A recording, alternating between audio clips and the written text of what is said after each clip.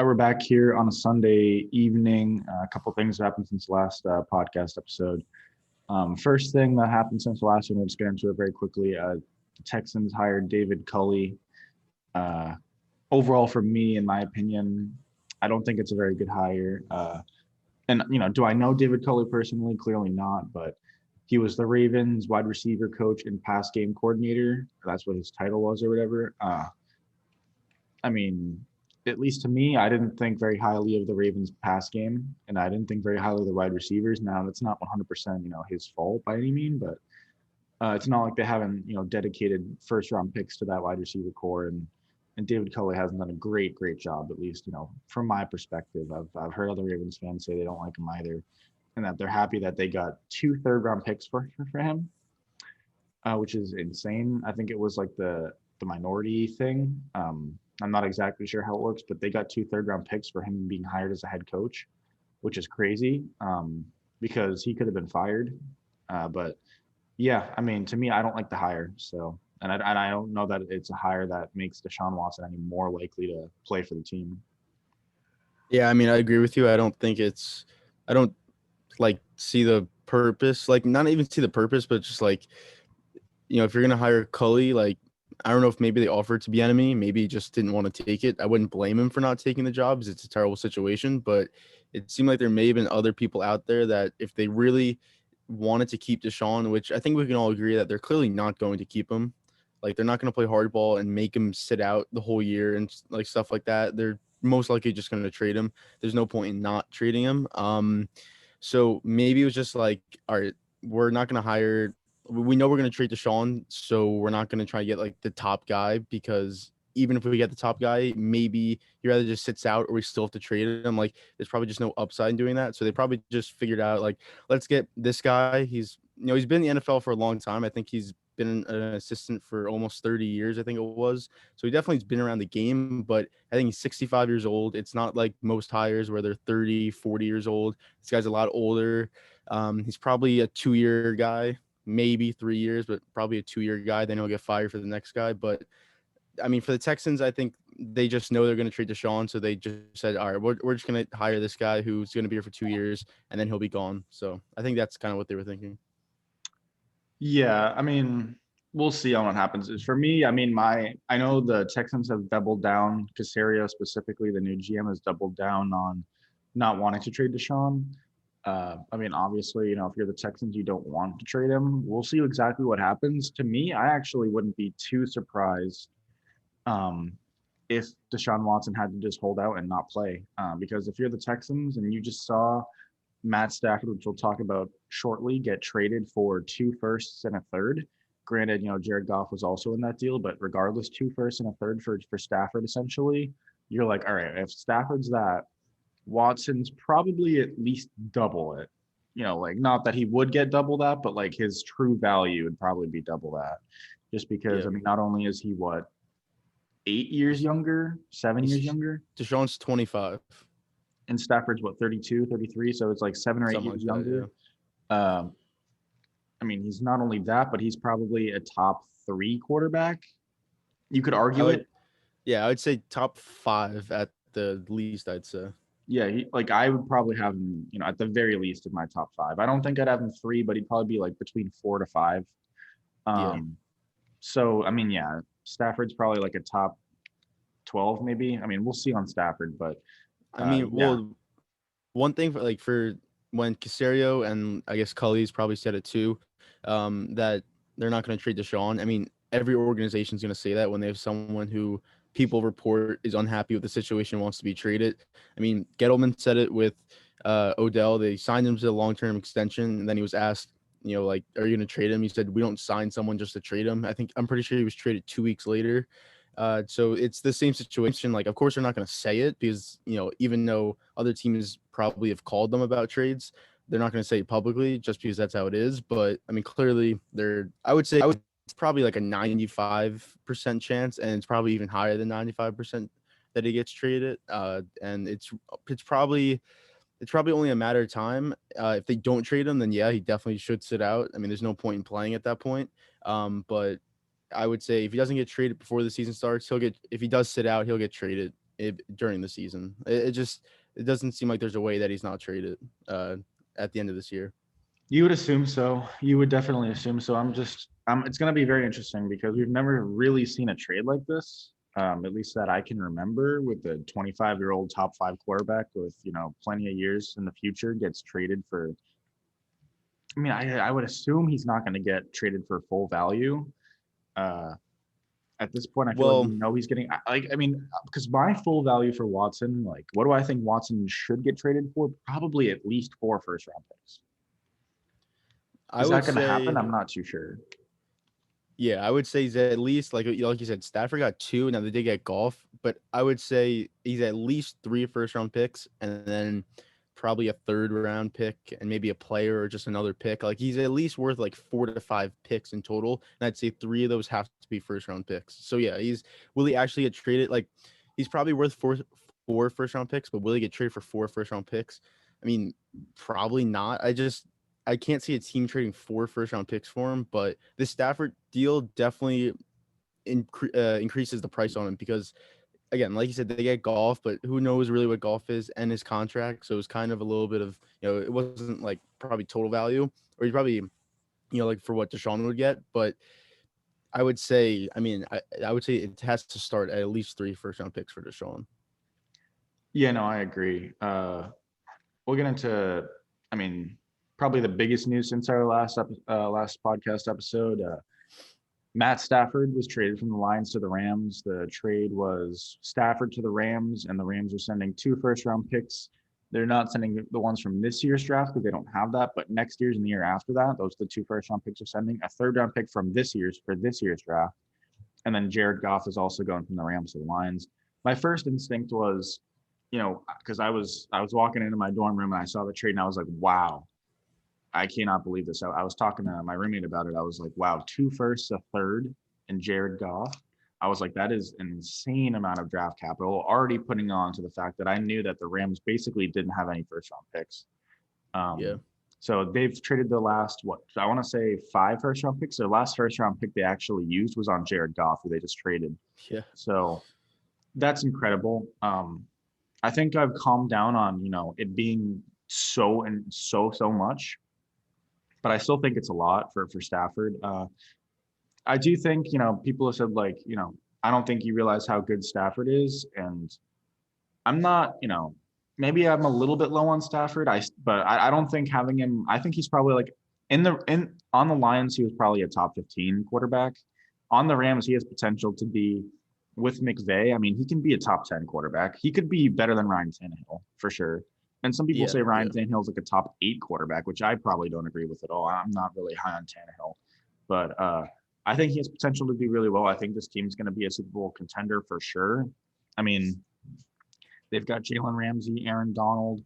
They've got a bunch of stars. They've got Cooper Kupp. They've got Robert Woods. They still have Whitworth. I mean, they're going to have a great team for probably 1 to 2 years. But after that, you're going to have to start hitting on 3rds and 4ths and 5th rounders, or else you're going to be exactly where the Houston Texans are right now in about 2 years, minus the fact that you have Watson. So you're going to be no draft capital, no young players, except for maybe Ramsey. But Ramsey he'll be what? I want to say like 29 at that point. He's 26 right now, I want to say. So he'll be like 28, 29. That'll be your only, asset. And, unless you want to say 32-year-old Donald's still an asset, which he might be, but you're really going to have nothing is my point. So you have to win the Super Bowl at least this year or next year. If you don't, then this trade was definitely a failure. It's a risk because you're trading, what people thought. Nobody was, people weren't that high on Goff, but Goff 2 years ago, people thought he was at least going to be good. And he was in a Super Bowl as well. He was competent. This year, he wasn't as great as, a Super Bowl year, but he was probably still a top 20 quarterback. And it's not really saying much, but, he's not horrible. And, what's the difference between Stafford and Goff? I'm not too sure. I think Stafford's definitely more talented. We need to see Stafford succeed in the playoffs. He hadn't done that in Detroit. Now, he'd only had 3 opportunities to do so, but, we're going to see in Los Angeles because this team's probably going to make the playoffs next year, barring, injuries or something weird, but they should make the playoffs. We'll see how Stafford plays, but I think it's a huge win for the Lions. Huge win for the Lions. According to Schefter, there were multiple teams, like 6, 7, 8 teams, calling and offering first round picks. And the Rams were able to offer 2, and then the third on top of it. I'm assuming the third was more of just a throw-in because of Goff's contract as well. Like the first and the third were kind of both throw-ins. Now, you would have had to give up something more than just the first. So, Goff is, I guess, viewed as like a negative asset, and then the first and the third make up for that and more. So that was probably the best offer the Lions got. Now, we'll see how Goff is in the Lions. I don't think he's going to be great. I think he'll be pretty average. I think he'll probably be like that 20th best quarterback in the league, where it's like he's probably hanging on to a starting spot. But the Lions at some point will have to start drafting a quarterback for the future. I don't think Goff is that. So we'll see. But I mean, yeah, accumulating draft picks for aging assets. I mean, that's the best thing you can hope for as a rebuilding team, because you kept Stafford for what, 12 years, 11 years, 10 years, and you used a first round pick on him. You used the first overall pick, but keep a quarterback for that long and then trade him for 2 firsts and a third. Like, it doesn't get any better than that, really. Yeah, I thought the Lions did good in the trade that they got 2 first round picks. And I mean, Goff, I mean, I've never been high on him. Like, even when they went to the Super Bowl and they were amazing offensively, it was clearly McVay that was, the guy behind all that. I mean, obviously, Goff's the guy in the field doing, like, making the throws and stuff like that. But you could always see he was more of a product of the offense, he wasn't like the guy in that offense. And then you saw, and it's weird because he had that amazing season. And then, 2019, he wasn't as good, definitely not. And then this year, he wasn't that good. He just like, I don't know if he just regressed or everyone else caught up to what the Rams were doing offensively, because they're still a pretty good offensive team. They're not as good as they were in 2018, but they're not like a bad team offensively. And he just completely fell out of favor because I mean, there was, even when he was healthy, they went with Wofford against the Seahawks, and Goff was healthy for that game. So, or he could have played in that game. I know he wasn't completely healthy, but he could have played, and they still went with Wofford. And then even the next week, they were hoping that Wofford wasn't going to have to miss the games. They want to start him. Like, it's crazy to think that, John Wofford, who was probably never even going to be in the NFL, probably never even start again. And they wanted him to start the playoff game over Jared Goff, who signed that huge deal. So I thought that was pretty interesting how, like, he just completely fell out of favor in LA, and it seemed like McVay was just totally done with him. I guess he just thought he just can't, do this offense anymore. But with Stafford, I mean, yeah, Stafford's definitely a top 15 quarterback. I'd say he's probably top 12 on a team like this. I mean, he's never had a team that's this good in Detroit. Like, some of his good teams, like sometimes he had a pretty good defense, but he never had a running game. I forget where I saw it on, but there was a stat like his team over his career has averaged like 85 yards per game for the whole season. Throughout his career, the Rams last year averaged 125 yards per game. That's something he's never had. He's always had to throw the ball. And usually his defense has never been that good, maybe a couple years. The Rams were the number 1 defense last year. They'll most likely be a top 5 defense again next year and probably the year after that too. So this is a perfect situation for Stafford. Now, do I think that the Rams can win the Super Bowl? I don't know, because like you said, Stafford, he's been to the playoffs a couple times and they've lost every single time. So I don't know how he's going to be able to play in playoff games. But I think it's a move you had to make because you weren't going anywhere with Goff. So you at least have to take a shot with Stafford. It's really the question is Stafford the guy to win the Super Bowl for you? And I guess we don't know that. We'll have to see this upcoming season because we've never really seen it. I think this team can win a Super Bowl. I'm not sure.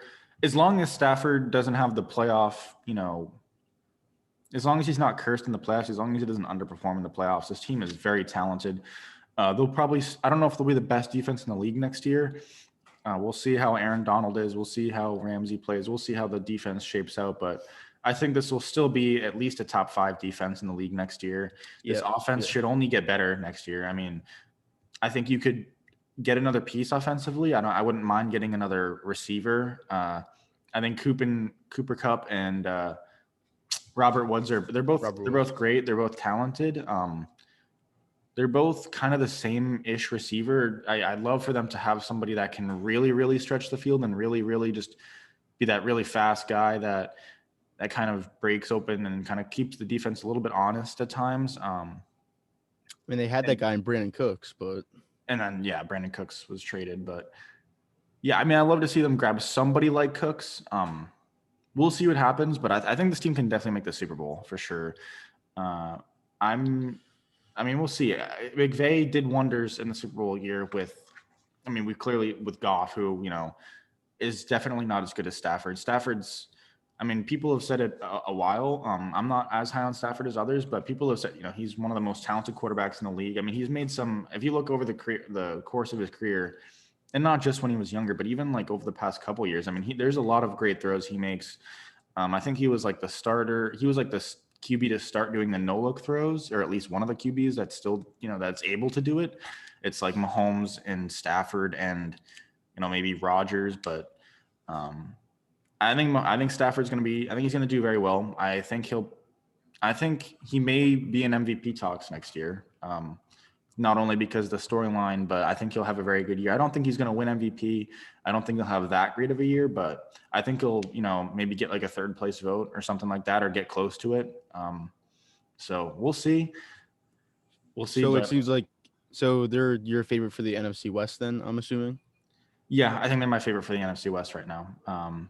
I guess just off the top of my head, the Cardinals are still good. I think Murray will be great. Cliff Kingsbury, I'm not too high on. We'll see what he does. But if he keeps making mistakes managing games, it's not going to be great. They're still a very young team.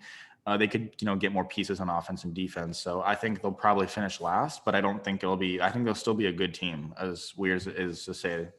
I think we'll see what happens with the 49ers quarterback situation, but I think they might actually end up, if it's Jimmy G, I don't know. I think the Seahawks and the Niners will be very close, but I think they'll probably both make the playoffs. I'd have them both in my playoffs right now. And then I'd have the Rams maybe a game or two ahead as the division winners. And I think the Rams have a chance to, honestly, I think they have a chance to get the 1 seed next year. Yeah, I mean, I think for the NFC West, we'll have to see. I think the 49ers are probably, it depends. Yeah, you're right. With Jimmy G, like if he's going to be their quarterback, I'd probably put the Rams over them. If they can get someone else, if they can maybe get Watson, which they probably wouldn't, maybe Matt Ryan, if that were to happen, then maybe I'd probably put the 49ers over, just because, I mean, you could see last year with all their injuries, they were still a pretty, really competitive team. And then with an upgraded quarterback and those guys back, for the whole NFC, I mean, we'll have to see what happens with the Packers. I think this, last year was definitely a fluke, but this year I think was for real. Even though they still lost, I think they were 10 times better this year than they were the year before when they also went 13-3. I mean, the Bucks will still be there. We'll see, if they're competing for a number 1 seed. No one, what's gonna happen with the Saints? They probably won't be competing for 1 seeds, but I guess we don't know. Maybe they get someone at quarterback also. The Saints, I mean, they're in cap hell right now, but that's why they really only have like 1 more year. So, if they wanted to stick it out and continue and try to push it this year, they could. But this would be their last year. I mean, Breeze is gone, so they'll have to do it with a different quarterback. I would assume it's not Winston, but maybe it is Winston. I'm not sure what Sean Payton thinks of him. Clearly not much, because he wasn't even the backup. So yeah. I would assume they bring somebody in, draft somebody. We'll see. I mean, if I'm the Saints, and quickly, but I would just draft a quarterback in the draft that I like. It doesn't have to be in the first round, doesn't have to be in the second, maybe the third or the fourth. You draft somebody you like to develop under whoever you want to bring in as a free agent. Maybe that's a Dalton, maybe it is Winston, maybe it's Taysom Hill, maybe it's, I don't know. I wouldn't like Taysom Hill, but I'm just saying, I'd like to have somebody for a young guy to develop under. Maybe you go for like a Kyle Trask. I'm not sure exactly when he'll go, but probably in the second round, I'd assume, somewhere maybe second, maybe late first. Maybe you go for somebody like that to develop under, your veteran quarterback. Maybe it's a Dalton, but yeah, I mean, we'll see. But the NFC is going to be super competitive next year, but I definitely expect the Rams to compete for the division, and I think they'll probably end up winning it. At least as of right now, that'd be my pick, and I think they could easily, go for the 1 seed. Yeah. For me, it just depends on the Niners, but yeah, I think they're probably right now they're the favorites to NFC West, and yeah, they probably are the favorites to the number 1 seed. Probably them and the Packers, I'd say. Yeah. We can get into a couple baseball things that have happened, or one baseball thing that has happened. Nolan Arenado was traded from the Colorado Rockies to the St. Louis Cardinals. It was basically for nothing, if I'm correct. I want to say it was for literally just cash. It was Basically for cash Now, and 3 prospects. That's it.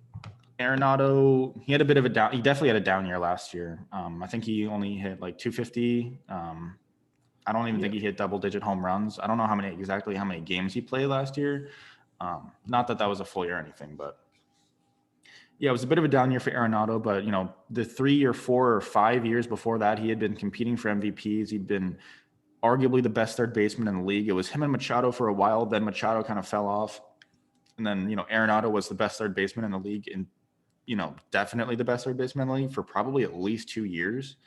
I think he has potential to be, that guy in the lineup that the Cardinals need. I mean, we talked. I think we talked about. I don't know if it was on the air or whatever, but I think we talked about the NL Central for a bit, and it's definitely one of the weaker. It might be the weakest division in baseball, but this gives the Cardinals a chance to compete again like they have been. And, I'm not sure, it feels like they've been a team that's able to compete and make the playoffs, but not a real threat in the playoffs. I'm not sure if Arenado is the difference between them, just being in the playoffs and legitimately competing for, an NLCS victory.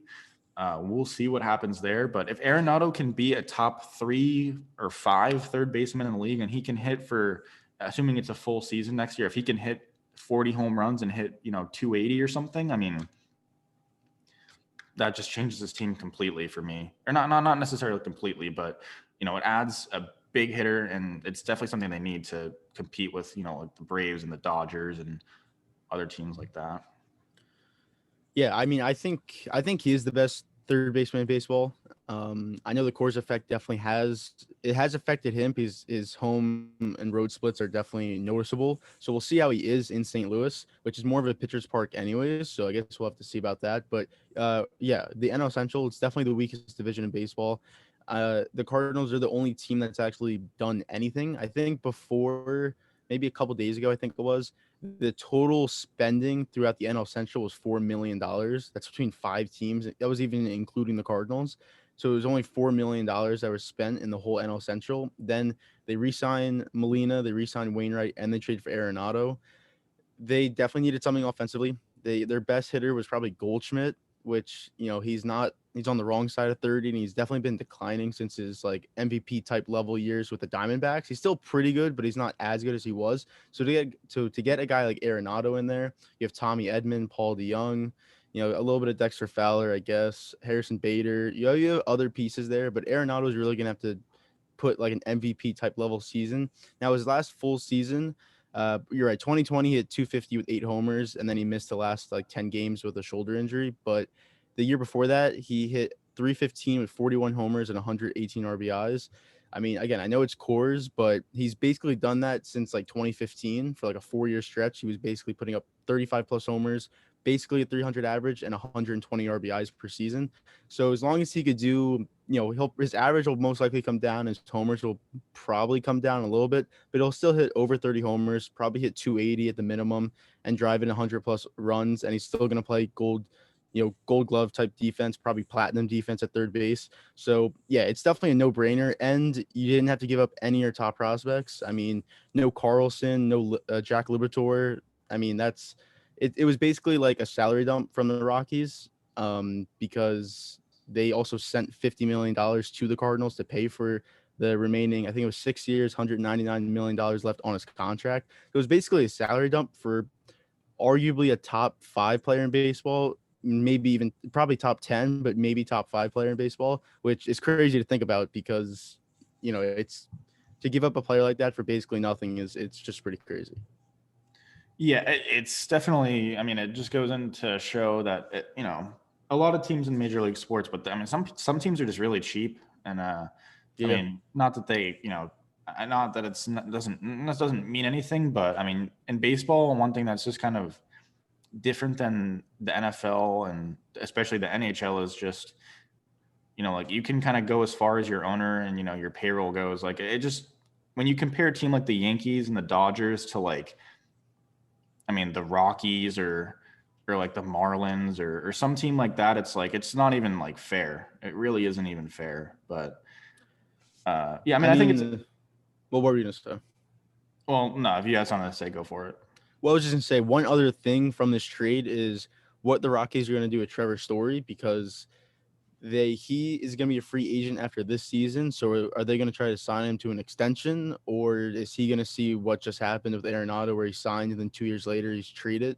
And basically, I mean, he wanted to get traded. I mean, they never really tried to have a winning. I mean, they went 91 and 71 in 2018, but really, other than that, they've basically been a 500 or below team. And then 2 years after he signs that extension, they trade him. So does Story to even want to sign there if they want to sign him, or does he want to get traded, or is he just going to leave in free agency? Like that's pretty. I don't know what they're going to do because other than Story, they have no one. I mean, Blackman, he's older, he's not as good as he was. Daniel Murphy just retired, not like he was doing much for them anyways. But other than that, they obviously have no pitching. That's one of the reasons why they've never been good. But yeah, it'll be interesting to see what happens with Story. If they try to sign him, maybe they try to trade him, get something back before he leaves. If I'm Story, I'd obviously I would want to be traded. The Rockies have no future, and even if they did have a future, I wouldn't be confident in the organization. They've never, or at least recently, they've never. I mean, the farthest they've gotten, I want to say, is like the wild card game. Maybe they've gotten to a divisional series. I think they won a wild card. They got to the divisional series in 2018 because they beat the Cubs in the wild card and lost to the Dodgers in 3 games. So that's it. Yeah, I mean, if I'm Story, I definitely want to be traded 100%. Yeah, I mean, we'll see. I mean, maybe I'm not exactly sure what's going to happen, but I would assume because I mean he'll be a free agent at the end of the year anyway. So I mean he's most likely going to leave no matter what. Yeah, and I guess I'm kind of surprised. I mean, just to go back very quickly, I'm kind of surprised about the Arenado trade, just in the fact that the Cardinals didn't have to give up anything. And I know you mentioned it, but I mean, yeah, Arenado is, he's at the very least a top 5 third baseman in the league. I'm just surprised that, basically the Rockies had to pay to get rid of Arenado, which is just, yeah. To me, it doesn't really make any sense. And are there no teams that want Arenado? Are teams just not high on Arenado right now? Is it because the injuries? Because he had a no trade clause, so I think he wanted to go to St. Louis. I think that they've been linked for a long time. Maybe he would have said yes to other teams. I mean, if you look at the trade, you'd be like, why isn't every team that needs a third baseman trying to trade for Arenado if that's all you have to give up? But I mean, I know he had the no trade clause, so maybe that's why. Maybe they did have a trade with someone else and he said no. I'm not sure. Yeah, but yeah, it's definitely surprising. But I guess real quickly, there was JT Realmuto was re-signed by the Phillies. I want to say it was. Let me pull up the contract real quick. It was like 150. It was the most money ever for a catcher. Was it how many? I forget how many years it was, but it was like 115 million. I want to say. Yeah, I think it was 5 years. I think it was. Yeah, 5 years, $115.5 million. Yeah, I mean that's $115.5 million. It's the most a catcher's been paid on average over a year, right? Yeah, he's getting $23 million a year. Yeah, I mean, to me, Realmuto's what? I mean, at the very least, he's probably the best. Would you say he's the best catcher in the league? Yeah. He's definitely the best catcher. Yeah, I would. He's the best catcher in the league, and I'm not exactly sure. How old is he? Let me pull up how old he is, but he's rather 28 or 29. 29. So, I mean, we've seen catchers. I don't know. I mean, I think you get at least a good 3 years out of that contract. So, I like the contract, but I mean, look. I mean, the Phillies had to re-sign him. Like the fact that they couldn't get a contract extension done when they traded him. I mean, that they had like a year to try to sign him, and he actually went to free agency. That's just bad on their part because, like, how do you trade for a guy like that and then not re-sign him? And I know he's a catcher, and look, he's 29. He's, in the next 3 to 4 years, he probably will start breaking down, especially a guy like him. He's very fast for a catcher, and he's really good defensively. So his knees are most likely going to give out. I don't think he's ever really been like injured. So I'm not hoping for that to happen, but it's definitely a possibility being a catcher. So yeah, it probably will come back. I mean, it's only 5 years. So if you get 3.5 years, like 3.5 really good years out of that, I think you're happy with it. Now, I mean, they have to win a championship in order for it to be really worth it, because you have Harper, you have Nola, you have Wheeler, you have Realmuto, you have Hoskins, you have they just signed Didi Gregorius back yesterday. So, their goal is to win a championship. I don't think they're good enough to do that. They play in probably the hardest division in baseball too, so that doesn't make it any easier. But even if they were to come out of that division, I still really wouldn't see it being like the Padres or the Dodgers or any team like that. Even maybe even the Cardinals too. So yeah. Yeah, no, they're definitely in the hardest division in baseball. I don't think they have the talent either to compete with. I mean, at least the Dodgers. So yeah, I think they could probably compete with any other team there if they were to make it out. I'm not exactly sure that they will, but I don't think they will. But I mean, we'll see. I think the contract's fine. I mean, it's the nature of basically all sports that if you sign somebody to a long-term deal at age 29, you're expecting that the last 2 years of the contract are just not going to go well. But yeah, I mean, we'll see. And I mean, well, one more thing is that so this year they had the expanded playoffs. Next year they're not having expanded playoffs, so that's one less wild card team per league or whatever. So it makes it even harder because the Braves, the Mets, the Phillies, and the Nationals, and even the Marlins. You could say they're all playoff teams if they were in a different division or anything like that. So it's a real possibility that they won't even make the playoffs next year, and maybe even for the next couple of years. Yeah, no, I 100% agree. But I think that's basically it, unless you have anything else to say. That's basically all that's happened since the last episode. I mean, the NFL offseason for me, we're starting to, we just had the huge trade, but I think this is probably just the beginning of what's going to be a crazy NFL offseason, almost like an NBA type of offseason. So much quarterback movement. Nobody's sure, where's Jimmy G going to go? Where is Watson going to go? What's the Bears situation going to be? What's the Saints quarterback situation be? What's the Patriots quarterback situation going to be?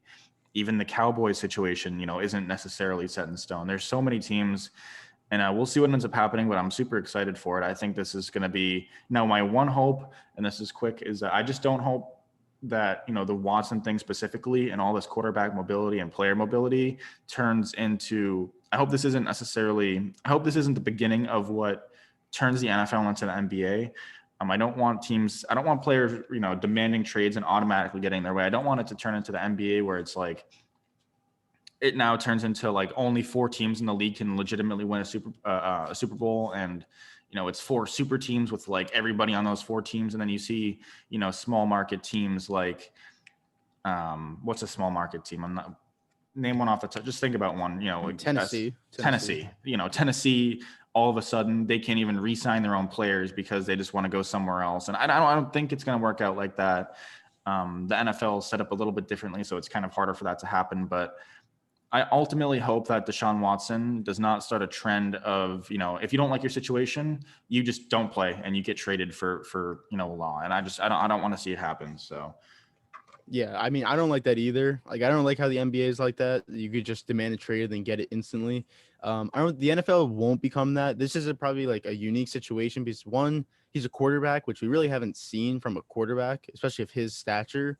But I mean, one, it's the organization's fault. Like, I understand why he's demanding a trade. It's because they're such a bad organization. They're so dysfunctional. But to be fair, I mean, he did sign the extension this year, knowing that Bill O'Brien was still the head coach and the GM at that time, knowing that DeAndre Hopkins had already been traded, knowing that they really didn't have any future. So, I mean, he knew all this stuff before signing that extension, and he still signed it. So you have to fault him for that.